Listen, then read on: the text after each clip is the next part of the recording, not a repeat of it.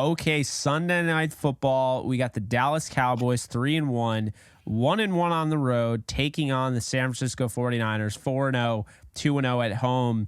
Yeah. Cam, this game is huge because this is when you get into these type of battles. First off, the rivalry itself. These two have a lot of history with each other. These two rivalries, these two teams and the fan bases. But the second thing here that's most important is you talk about a 3-1 Cowboys team, 4-0 49ers team. Okay, yeah, we lost to the Cardinals, right? But you can put that in the mirror, the rear view mirror. If you win this game, now you guys are tied and you have the tiebreaker. So when we get into tiebreakers and getting that number 1 seed and having that bye, I mean, it's a lot of games you have to play. We saw the Rams; they played more games than anybody in NFL history. Because they won the Super Bowl and everything. Yeah.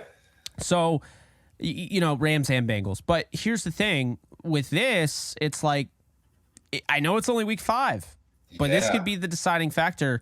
Going into this, Dak Prescott, I thought, he's done a nice job taking care of the ball. He's also been very, very limited because he hasn't had to do a ton because the defense has done so much.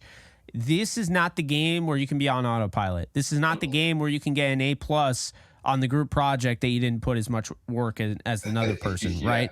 This is the game where all hands on deck comes into play if you're the Dallas Cowboys on the road. At Jerry World, it might be a little bit of a different story. You get the crowd going, the giant video board and everything. Okay, now we're cooking with gas. But like Tony Pollard, he's going to have to go. He's going to have to get the run going.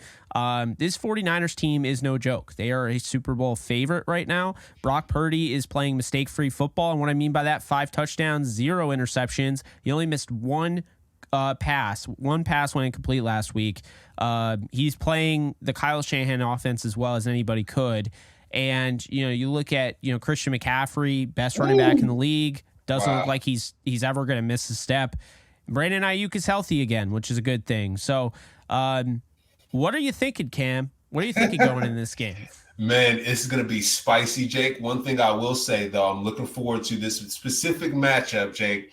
Micah Parsons, Trent Williams. Trent Williams likes to fight, and Michael Parsons is someone that he's going to have to, hey, get ready for eat your Wheaties, Trent, right? Because I know Trent, mind you, Hall of Famer, walking Hall of Famer, one of the best tackles in the league. I get that. But Michael Parsons is also Aaron Donald's, the next one in line. I know you talk about Jalen Carter being the next one in line. I think Michael Parsons like, hey, don't skip me, buddy. So Michael Parsons, Trent Williams matchup, I'm really looking forward to that.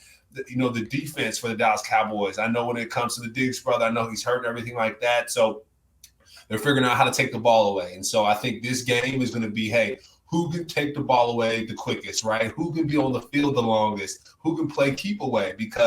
And that's going to be the run game. Who has the best run game? And you immediately think about it, Tony Pollard, Christian McCaffrey. Who's going to run the ball better? What's that look like? Well, to be fair, the 49ers have a wide back in Deebo Samuels, who is now a running back at times as well. So I do think that the 49ers have a better run game and a better run attack.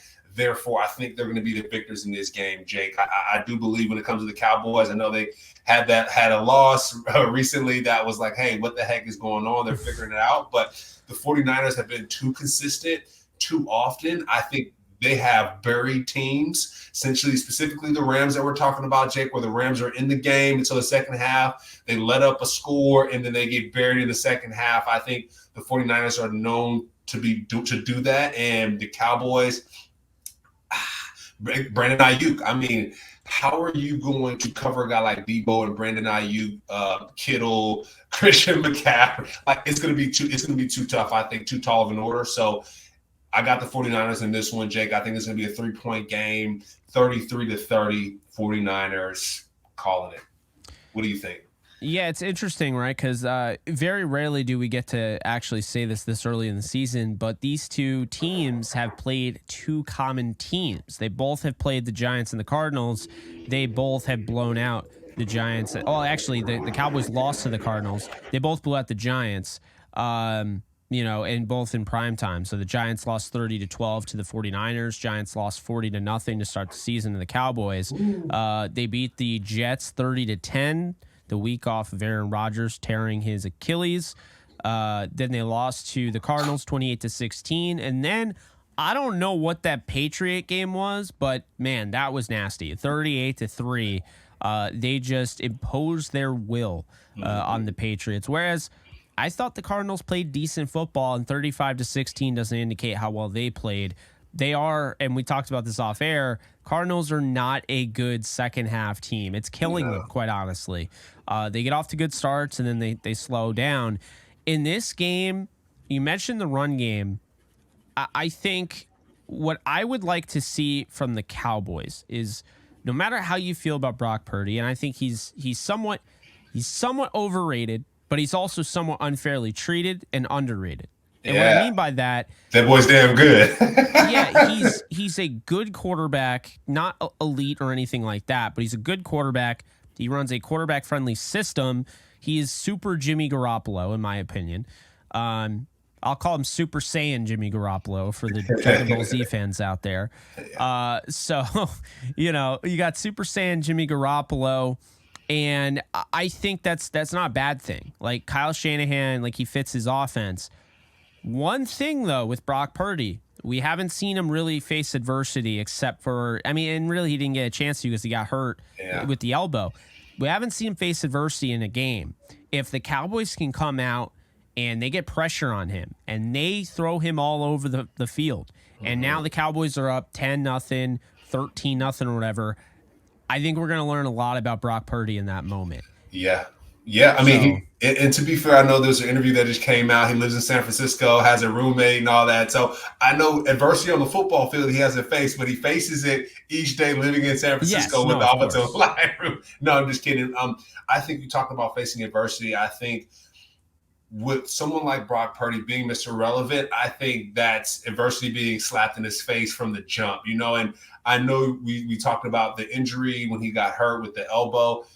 You're right? It's like when you get punched in the face, what are you going to do? I know you mentioned Jake used to box back in the day. So it's like when you get punched in the nose, like how are you going to react? And it's not only punch in the nose, but it's a Micah Parsons punch in the nose and at will punch in the nose, right? Because Micah Parsons at any time can say, hey, I'm going to give you this hook, and it's probably going to knock you out. And so how can Brock Purdy take that right hook to the temple, that knockout punch each series, right? Because Michael Parsons each series, one play each series can easily deliver that knockout punch. So how can Brock Purdy get up from that? And what I will say, Jake, is he has some other guys that can throw punches as well.